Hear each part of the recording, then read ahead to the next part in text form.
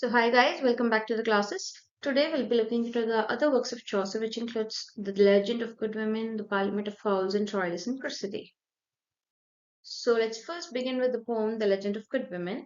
And this poem begins with a very famous quote in English literature, and that is there's joy in heaven and pain in hell. So as much as I've read about Chaucer, Chaucer is a man of love. He likes to write about Venus, he likes to write about daisies, and he likes the month of May very much because it's a springtime and it gives him a lot of freshness in mind. So in this poem, in the prologue, he talks about his love for daisies. He says that his most favorite flower is this red and white daisies. And it's a month of May, like as usual, like most of the Chaucer's poems, it begins with the month of May and the poet is asleep. So it comes in dream vision. And in his dream, he's seeing the god of love and his wife Alcestis. And these both are followed by 19 women in line. And this god of love is so angry about Chaucer that he has written Troilus and Cressida and a Romance of the Rose, which is a kind of attack on women.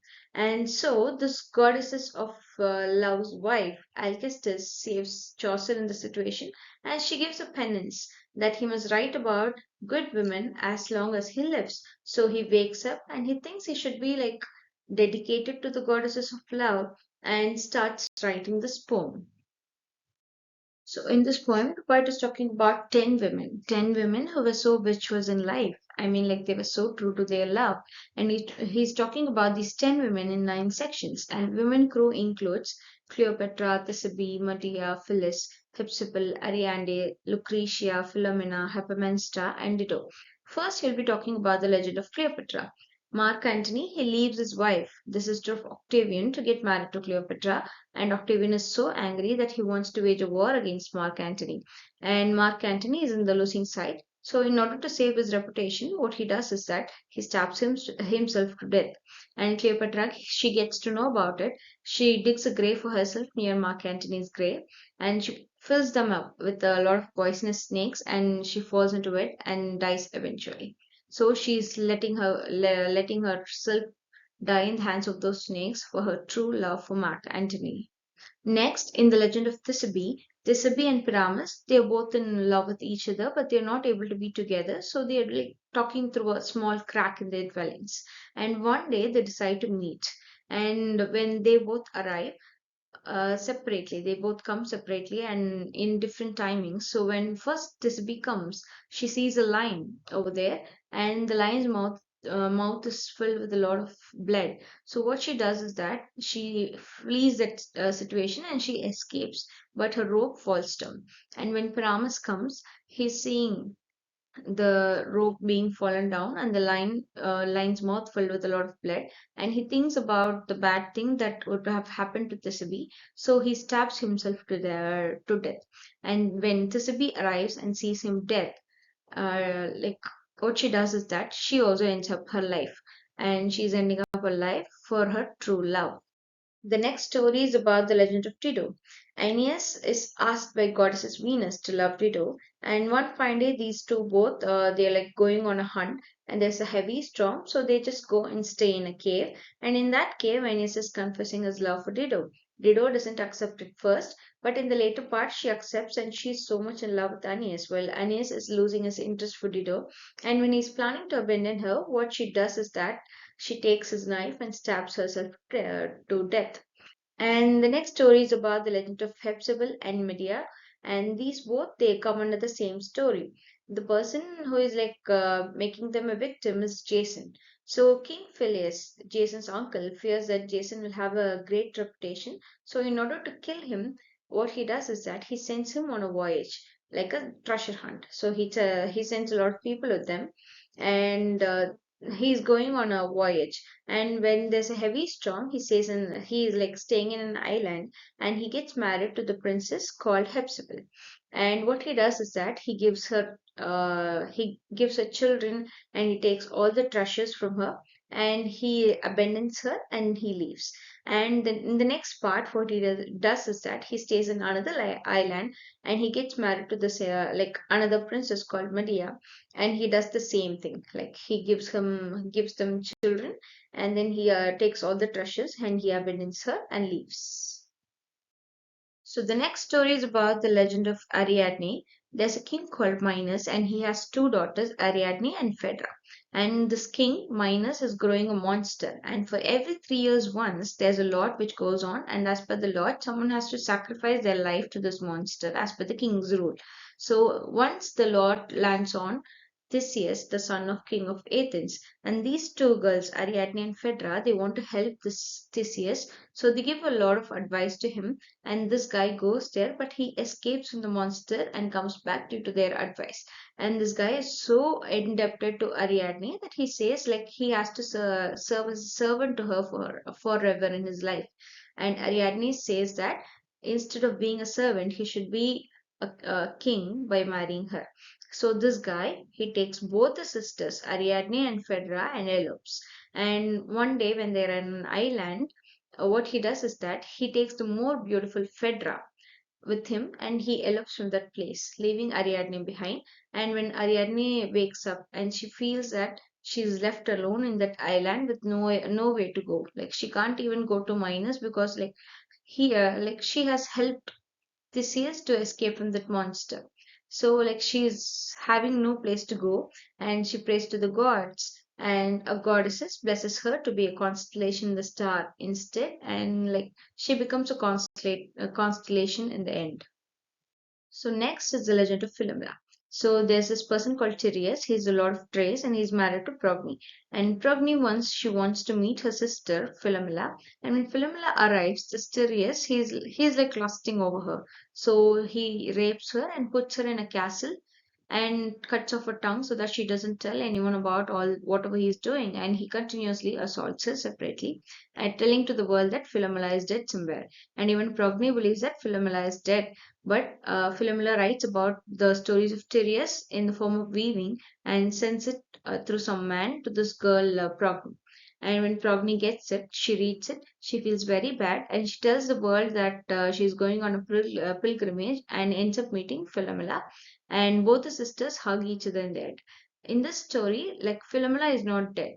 Okay, like other stories, Philomela doesn't end her life in this. Like nothing of that sort is being mentioned in the story, but it is considered to be one of the worst tragedies in this legend itself because the victim is being cut off her tongue so that she doesn't tell anyone about the assaults. Next is the legend of Phyllis. In this legend of Phyllis, Demophon, the son of Theseus, Theseus is the one who ran away with these two sisters. Okay, so Demophon is the son of Theseus, and once he goes on a voyage and he ends up in an island where he meets this queen Phyllis and he gets a lot of help from her. And he also falls in love with her and makes her fall in love with him. And he tells the world that he'll come back in 1 month and get married to this girl, Phyllis, Princess Phyllis. But he never comes back. And this princess, she keeps on writing letters and eventually finds he's never going to come back and ends up her life. So next is the legend of Hipponestra. So this story is meant to be the final story of the legend of good women, but unfortunately Chaucer never completes it. So in the story, Auguste is the father of Hipponestra, and he marries her to Lino. Lino is her own uncle, and one day this guy Auguste he gets a dream that this Lino will kill him someday. So in fearing about this dream, he tells Hipponestra to kill Lino, and she agrees to it to her father, but in the end, she goes and wants this Luno that she's asked to be killed by Agesti, and so this guy runs away. This Luno runs away, but he never comes back. Like even though this girl Hephaestus has helped him escape, he never comes back for his wife, and that's it. Like the story never ends. Like Chaucer never completed the story about what happened to this girl Hephaestus, etc. So next is the poem Parliament of Fowls. So the poem begins with a dream vision. The poet is asleep and he's having a dream. And he's entering into a temple, and the temple is full of goddesses Venus. And there nature is conducting a parliament for the birds on Saint Valentine's Day. So the concept of Valentine's Day, which is celebrated on February 14 every year, is actually being quoted to this particular poem where birds pair off for the spring. They find their lovers for mate and they just pair off. So, like this concept of Saint Valentine's Day actually begins with uh, the Parliament of Fowls. So, nature is conducting a parliament for the birds on Saint Valentine's Day, and there are three male eagles who are just trying to win the hands of a female eagle.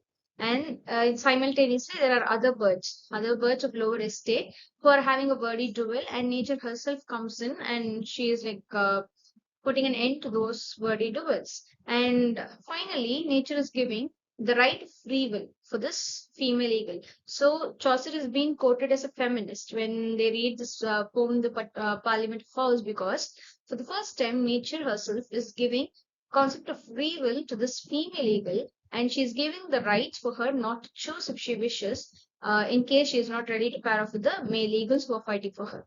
So in the end, the female eagle doesn't choose anyone among these three male eagles who are trying to win her hands. However, the other birds pair off.